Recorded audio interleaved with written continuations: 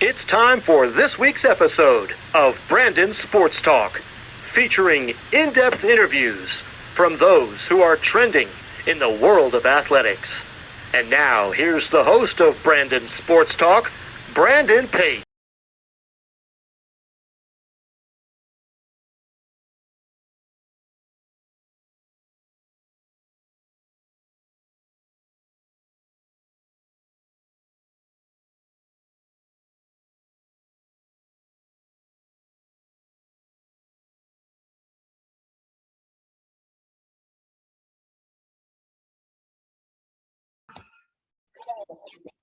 Welcome back to Brandon Sports Talk. In today's episode, I have the privilege to interview St. Francis Brooklyn's head women's soccer coach, Justine Lombardi. How are you doing today? I'm great. How are you? I'm doing good. Can you talk about how you knew that you wanted to get started in coaching in college women's soccer? Yeah, of course. My college soccer coaching journey was a little bit untraditional, I guess I could call it. As a collegiate athlete, I began coaching youth soccer. It was the most convenient and easiest way to make some extra money while trying to hold up the demands of being a college athlete. And my summers were filled with coaching camps as well, because that was my best opportunity to train while also working and making some money. So when my college career came to an end and graduation came around, I was unsure really what I wanted to do. My major was athletic training, and I had decided I did not want to do athletic training. I was thinking about grad school, and ultimately I settled in on that I was going to take 9 months and go volunteer in Uganda. Now that trip eventually was canceled. There was like some issues, and so I was kind of stuck, and I wasn't sure what I was going to do. And a coaching opportunity came up. Magnus Nilrud at the University of Bridgeport gave me a call and asked me if I would be interested in coming on as an assistant coach. And I said, yeah, sure, why not? I'll just do this while I figure out what I'm going to do next. Little did I know, well, I still did get to go to Africa. I got to go to Ghana during our winter break. So that was amazing. Had a really great experience there. And then just day by day, I kind of fell in love with the whole coaching side of things. And was really inspired, I think, by what Magnus did with the program there, and realized, okay, this is a career path that I can actually follow. And then that's kind of how everything progressed from there. That's so inspiring. What was your time like at Quinnipiac? So my time at Quinnipiac was good. So long ago. I had a good experience. Educationally, it was really great. My teammates were amazing. I won't lie to you. We really, one of your questions kind of was, what did you accomplish at Quinnipiac? And sure, I got a degree and I made a lot of friends and all of those things. But winning wise, we ultimately never accomplished what I set out to do, which was really disappointing. It's something I think about all the time. When I played, Quinnipiac was in the NEC, so my ultimate goal on all my dream boards and in my notes and everything like that was to win an NEC championship, and that I did not accomplish, but it is one of the driving factors that I have today as a coach. And having the opportunity to be back in the NEC is even cooler, because What was it like, obviously, getting to put on that Quinnipiac jersey and also be captain in your senior year? Yeah, I absolutely love soccer. I actually loved putting on the practice jersey just as much as I love putting on the actual jersey. Really great opportunity. My parents were pretty amazing. And so through the whole youth soccer process for me, I never realized what a big deal it was to play Division I athletics. But it was just a continuation. I wasn't going to stop playing, and I absolutely loved it. So yeah, just putting on the jersey and having those butterflies and being excited and a little bit nervous, and the opportunity like that you have in front of you is a really special thing. What was that feeling like of when you first became an assistant coach for the first time at Bridgeport? So that was It's so much fun. Actually, probably two of the most fun years of my life. We had this very unique, interesting, strange coaching staff. I enjoyed going to practice. The games were so much fun. Being on the road with that group was so much fun. The players were unique and amazing. We had a lot of internationals from all over the world, learning about their cultures and all of that stuff. And then it was a learning experience for me. And it was special in that I was kind of coming into what I was ultimately going to be doing for the rest of my life. So just looking back on that experience now, how it all unfolded, as I said, like a little bit untraditionally, like, oh, wow, I could actually do this. So that was great.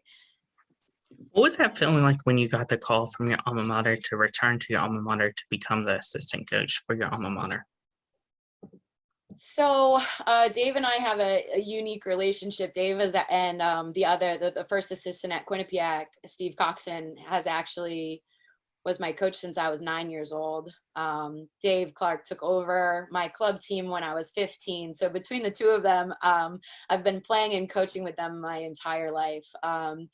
So it was very comfortable. It was very easy. There were definitely certain experiences that you're reliving like as a coach, but you have those memories as a player. So that was strange a little bit, but yeah, it was a very, very easy transition to go back. What was that like, obviously transitioning, going back to Quinnipiac with being 2 years out of being a college athlete? So I think that was a really, that was probably my biggest strength and where I added the most value as a coach on the staff, is that I was very, very not far out from having been a player myself and having been a student athlete at Quinnipiac with the same professors that the current student athletes had, and just managing life and soccer, all of those things. So I was really able to relate to the athletes and then tie in that coaching perspective as well. What was that like, obviously, when you got that call to become head coach for the first time in your coaching career, going to St. Francis, Brooklyn? I was super excited about the opportunity. As I mentioned before, Magnus Nilrud is one of my inspirations for really just being in coaching. But he also, he is now the head coach at Fordham, but he was the head coach at University of Bridgeport, obviously, and he pretty much started that program from scratch. So one time I found kind of the history of the University of Bridgeport and how they literally lost like every game. They used to play on this crappy field and they had no players and they had all this stuff. And just over the years, slowly, he built up the program. And then ultimately they were national champions. So just seeing that process, looking at a program that's exactly how you wanted it to be, exactly the way that you wanted to create it, was really inspiring to me. But and also like Anson Dorrance is one of my heroes, and he obviously started the women's soccer program at UNC, and now they're one of the greatest sports programs in history. And it was kind of a little discouraging because I'm like, wow, like, you know, pretty much all these schools already have women's soccer programs. It'd be really cool to start a program, but that's not all that likely. But then the opportunity popped up and it was like crazy. So I couldn't actually believe it. And I went for my interview. I absolutely loved it. Maggie Martini showed me around and I'm like, this place is so cool. You guys are awesome. But I honestly, I didn't think I would get it. But doubting myself a little bit, just because I'm like, a lot of people probably want to take on this opportunity. So when she did call me, I was super surprised, super excited. And then it took a few weeks for me to be a little worried. How the heck am I going to do this? I actually have to build this whole program now. And then we kind of just settled into a routine and here we are. Time flies, actually. What was that like, from obviously going from being an assistant for many years to first being a head coach and transitioning into head coaching roles? So I think I had a lot of good mentors, and I was very prepared, taking the good and the bad from the coaches that I had played for and coached under. So it came pretty naturally to me. I felt super comfortable about it. The one big difference I will say is that ultimately where the pressure comes in is making game time decisions. In the past, as an assistant, you can provide feedback, you can make suggestions, but ultimately it comes down to what the head coach decides and what they do, and that makes or breaks the situation, whether you win or you lose or whatever it may be. So then realizing that pressure is now on me, and there's no one to look to to give the okay to make the decision, like your say is the final say. So that was the biggest changeover for sure. What has it been like, obviously, to know that in program history, you've been the first coach to ever obviously become head coach for St. Francis for women's soccer? The best part about that is that we had the ability to start from scratch and with a clean slate and build the foundation and the culture of the program exactly how we wanted it to be. Ultimately, I don't like to be in the spotlight necessarily as a coach. I think that the players who have come through the program, they're really the ones that have taken a risk, believed that I'm going to bring in an entire team. At one point, Hannah Russell, who's been one of our starters and leaders and a 90-minute player for us for the last 3 years, she was our first one to commit and to sign, and she had full faith in me that I was going to bring in 23 other players. Like, she was the only one on the roster to start. So I really value the players that came in and took a chance. Specifically that first team, we went 0-17, and it was a hard time to do that. But that was part of our history, and that's part of the foundation, and trying to do things right and not just get one random win out of the season, and learning to play, learning to work with each other, all of those little things. So I think the players are really the ones who deserve the credit. Of course, I chose those ones, but Can you talk about, of course, the culture that you've helped build for St. Francis? Yes, absolutely. So there's a lot of really great, talented athletes out there. So many good players. But what we're looking for is something different. We're looking to make sure that we're bringing in good people. And as I mentioned, we were 0-17 in 2019. And if you were with a group of 24 young ladies that you didn't enjoy being around or had bad attitudes and things like that, it would have been a lot worse. So by no means was it fun. It was really hard. I cried a lot.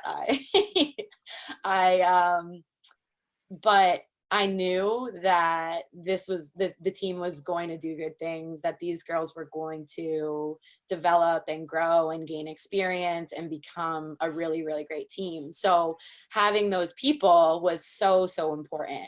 The culture is based around teamwork. It's based around being a good person, doing good things. We do a lot of things for the community, for the school, for each other. They're super supportive of each other. And everybody that I've ever brought in is very hardworking on and off the field. Very evident in our team GPAs, which we're super proud of. And just everything, really. If you give any single one of our athletes a task to do, they go above and beyond.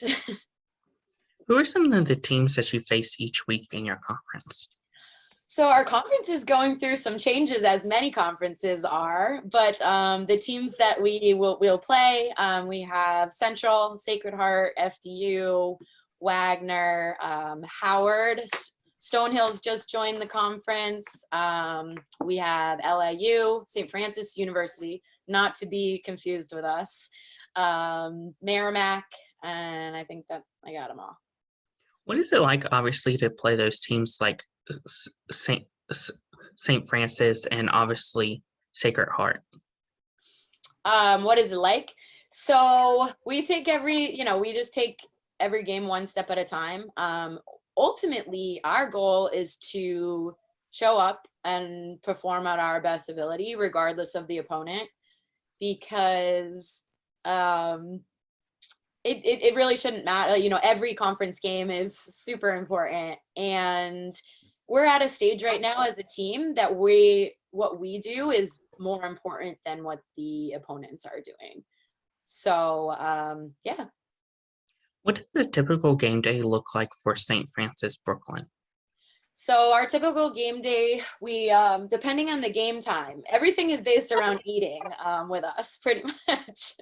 So it's depending on a home game or away game and what time the game is and when we are going to eat. But yeah, so basically if we're away, we try to arrive 2 hours before kickoff. The first hour is for the players to kind of decompress, get treatment, and then obviously they start their warm up.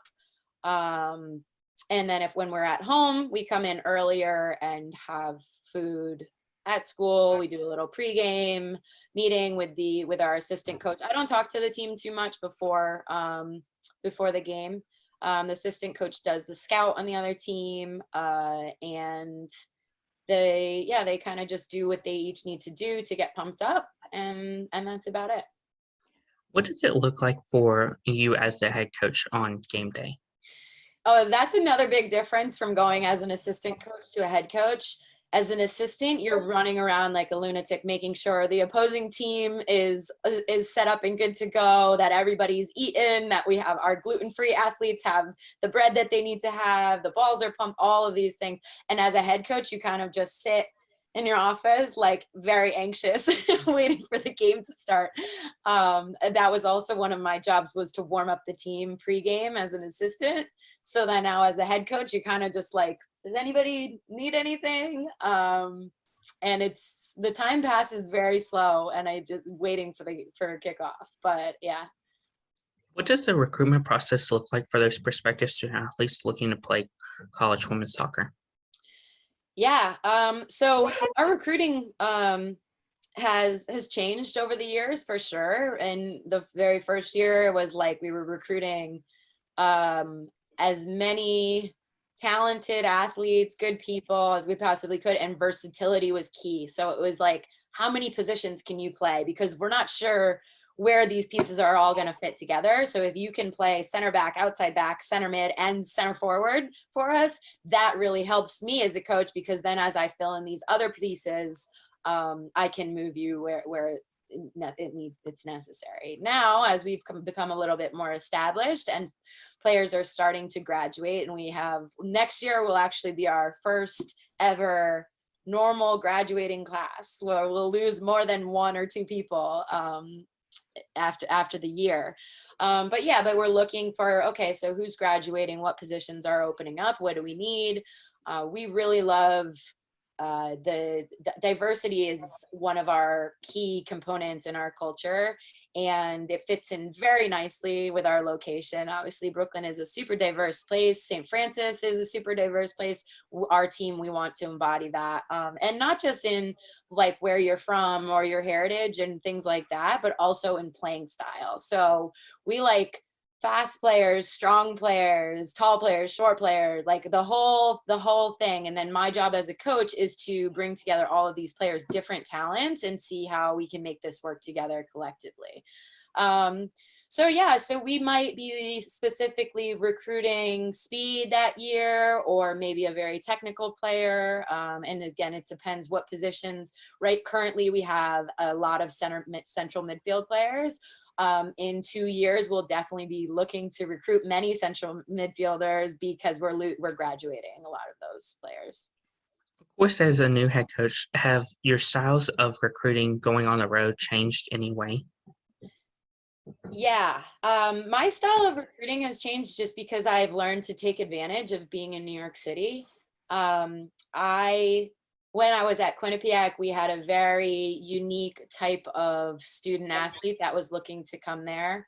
And now I for years, I was trying to recruit California players to get them to come to Connecticut. They had absolutely no interest. They're like, why would I leave beautiful sunny California to go to Connecticut?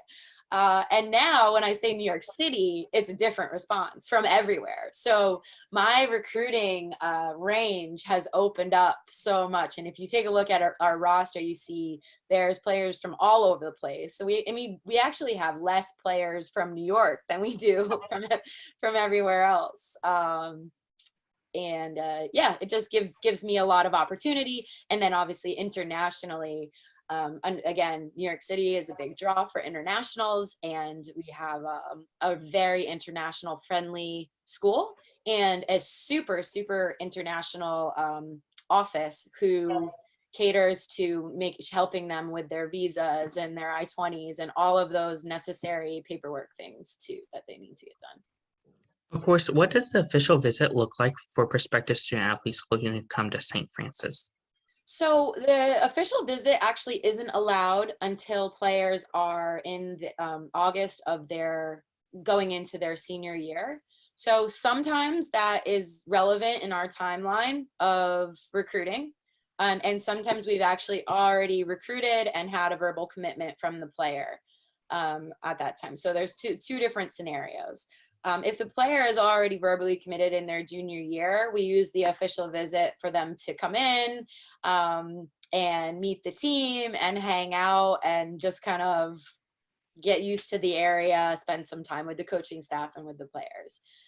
If they have not committed yet and we're still trying to sell them on the school, it actually looks pretty similar. But we hope everything goes super well and they absolutely love it. Of course, we want them to come. But for the most part, I really like for things to be natural and not too structured, because I want the athlete to get an idea of what it's really going to be like to live in Brooklyn. It's obviously a very different place than anywhere else in the world, I would say. And it's not for everybody. So that's another thing that's changed about me and my recruiting process as a coach. When players tell me no, I don't get upset about it anymore. I believe that if they want to be here, they will be here. And if it's not the right fit, it's better that they realize that sooner rather than later. As you know, the transfer portal is just wild these days, and the less that we can contribute to that transfer portal, the better, because we're looking, again, like you say, we're building something here, and we want players here for as long as they possibly can be, whether that's 2 years or 4 or 5 years or 6.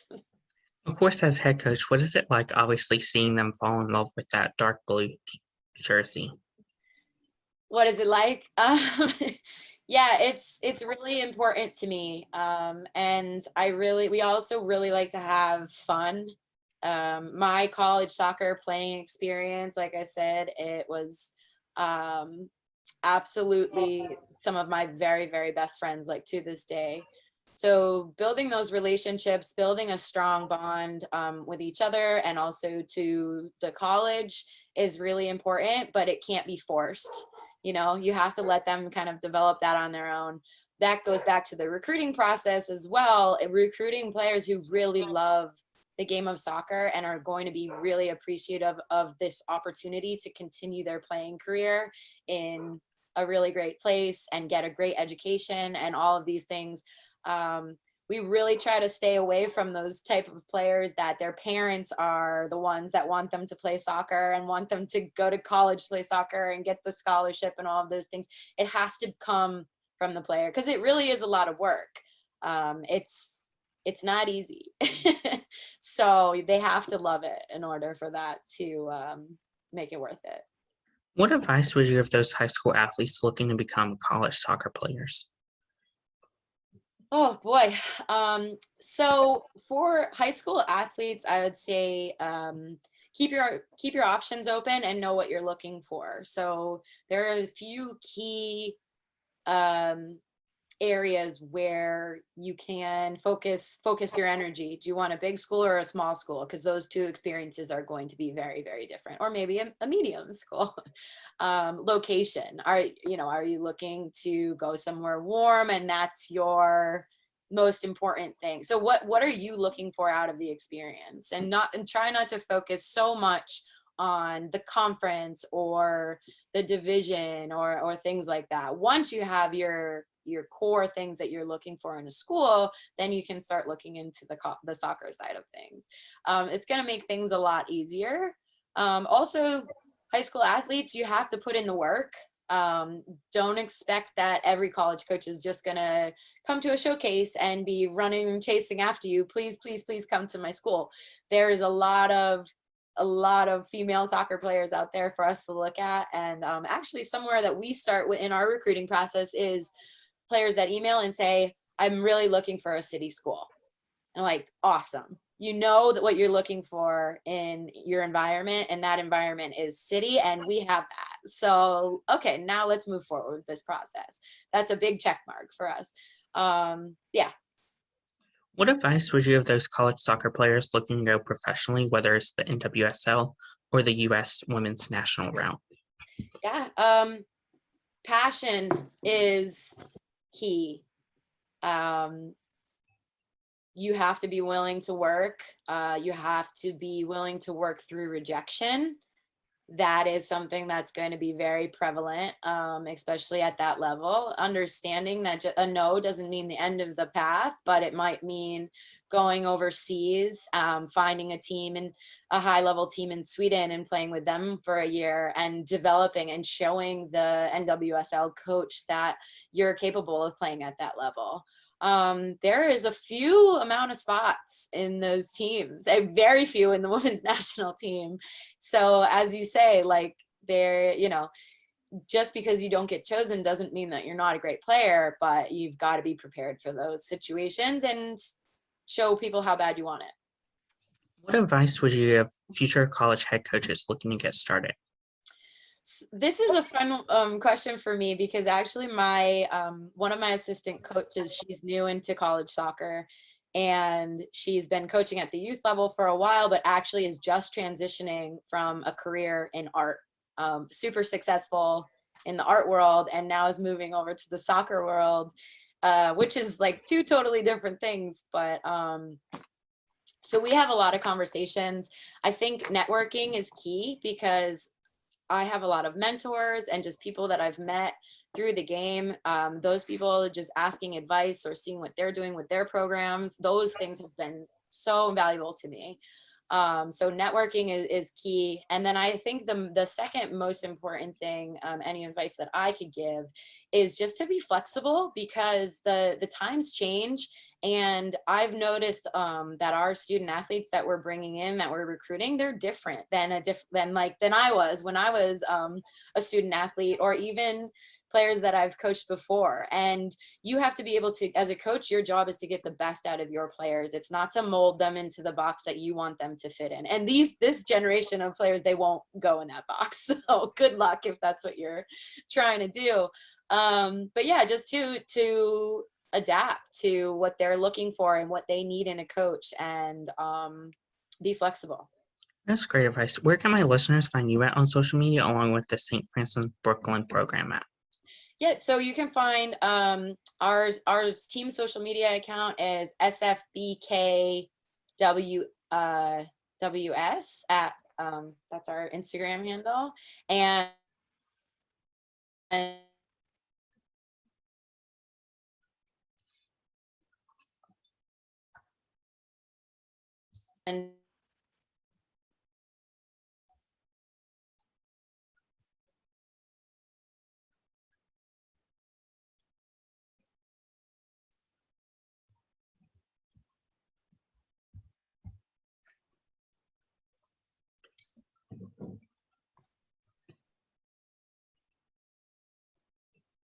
oh, here it is. Okay, yeah, SFBK_WSOC. Knew that was it. Thank you again, Coach Justine Lombardi, for your interview, and best of luck in your future with the St. Francis Brooklyn program. Thank you. I appreciate it. Great talking with you. You can find Brandon Sports Talk on Facebook at Brandon Sports Talk, Instagram at Brandon Sports Talk, Twitter at Talk_Brandon, and you can find me on YouTube at Brandon Sports Talk. Don't forget to like, comment, and subscribe. Thank you again, Coach Justine Lombardi, for your interview, and best of luck in your future. Thank you. You've been watching Brandon Sports Talk. Please feel free to like, share, and subscribe to Brandon Sports Talk on social media and on YouTube.